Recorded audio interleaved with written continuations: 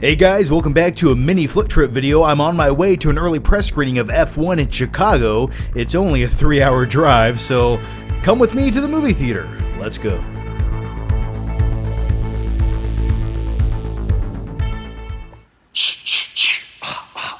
I always feel the urge to do that in every parking garage. So after 3 hours, $20 in tolls, $16 in parking fees, and almost dying about 7 times on the way here, I'm finally in Chicago. Now maybe I'm a weirdo, but I love going to brand new movie theaters, especially in big cities that have like a unique flavor to them.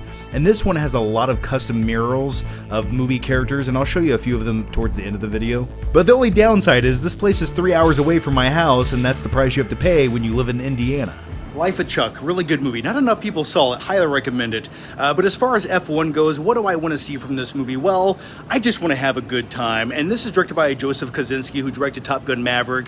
And this is sort of like falls in the ultimate dad core of movies. I just want to have a fast time with Brad Pitt. So yeah, I'm hoping the movie's good. It's 2.5 hours or a little bit over 2.5 hours.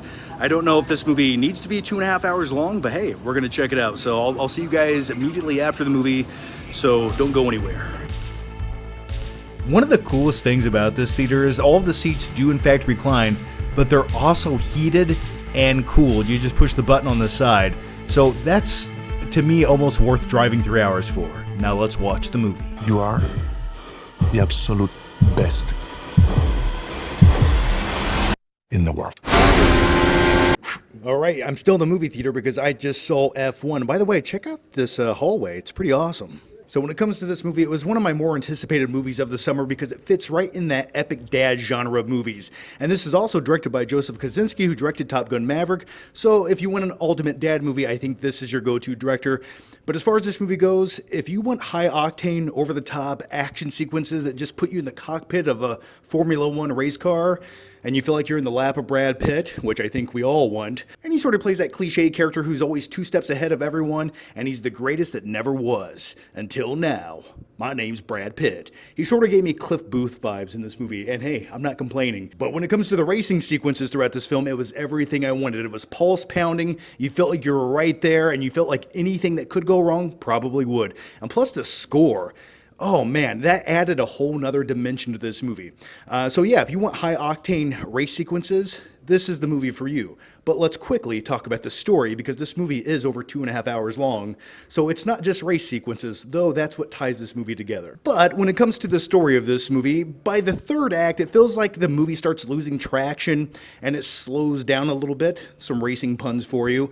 There's a few things that feel so forced and on the nose. And keep in mind, this movie does have a lot of cliches and a lot of tropes, especially when it comes to racing movies. If you've seen movies like Days of Thunder or Rush with Chris Hemsworth, it kind of borrows some of those tropes and puts them in this movie and switches things up. So yeah, the movie does offer some twists and turns, figuratively and literally, that go fast and slow. I'll just keep going with the race car puns. I will say the third act going into that was my least favorite segment of this movie. It just felt like it was bogged down with some subplots that ultimately did not matter. But man, once the movie gets back on the racetrack, it's everything that the trailers promise and more. So yeah, when it comes to F1, highly recommend it. It's one of those films, if you like the trailer, I think you'll really like the movie. And it's a good reason to go back to the cinema. This movie deserves to be seen on the big screen, and the sound that just resonates when you're watching these race sequences. Oh yeah, I don't want to get too weird with you, but my hiney's a little bit numb. Thanks, Brad Pitt. Oh yeah, one thing I forgot to mention, at the press screening of this movie, they were giving out F1 cookies. Nothing says race car driving more than a cookie, but my only hope is I hope it tastes like Brad Pitt. It does taste like Brad Pitt. And by Brad Pitt, I mean, it's basically a sugar cookie, but I mean, hey, he's such a sweet dude. I think they got the flavor right. All right, I'm gonna eat the rest of my cookie on my 3-hour trip home back to Indiana. Yes, that's right. I did, in fact, drive 3 hours to see this film, so I'm dedicated. But I don't mind. It gives me an excuse to listen to Hans Zimmer music and think about life. As always, guys, leave your thoughts, your opinions down below. Are you excited to see F1? Or what is your favorite racing movie of all time? Let me know that down below as well. Make sure you subscribe. That way you can watch me eat more cookies and talk about movies next time. Take care, guys. Bye.